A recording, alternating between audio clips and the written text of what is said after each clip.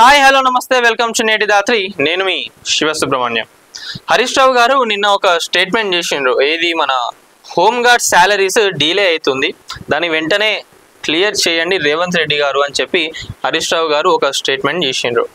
సరే ఓకే, బాగానే ఉంది, మీరు హోమ్ గార్డ్స్ తరఫున పోరాడుతున్నారు, ఇదంతా బాగానే ఉంది.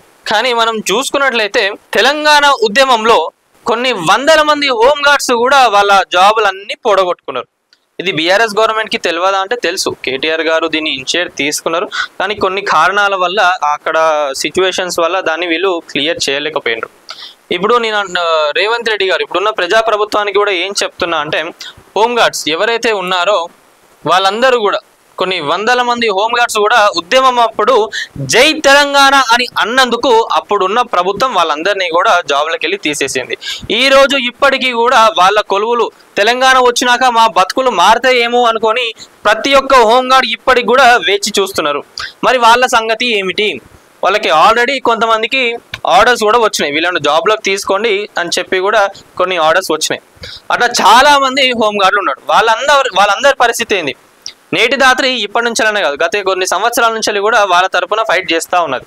ఈ హోమ్ గార్డుల పరిస్థితి ఏమిటి? వీళ్ళకు ఎప్పుడు వీళ్ళ కొలువులు వస్తాయి? జై తెలంగాణ అని అన్నందుకు వీళ్ళ జీవితాలు ఇలా కావాలా అని చెప్పి కూడా మనం మాట్లాడడం జరిగింది. అప్పుడు దీనిపైన ప్రతి ఒక్క మినిస్టర్లు వీళ్ళందరూ కూడా మాట్లాడడం జరిగింది. కానీ మళ్ళీ గవర్నమెంట్ చేంజ్ అయినాక ఇప్పుడు వాళ్ళు కూడా మళ్ళీ ఏం చేయాలో ఏందో అని తెలియని స్థితిలో ఉన్నారు.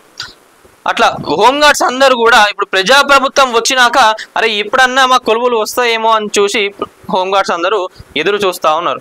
మరి దీనిపైన కూడా ఒక్కసారి ప్రజాప్రభుత్వం కన్నేయాలి. సో మరి హరీష్ రావు గారు ఏమంటున్నారు? Harish Rao lashed out at chief minister Revanth Reddy for delaying home guard salaries, accusing the Congress government of repeated failures since taking office. He demanded immediate payment and criticized the administration for ignoring employees' basic financial struggles.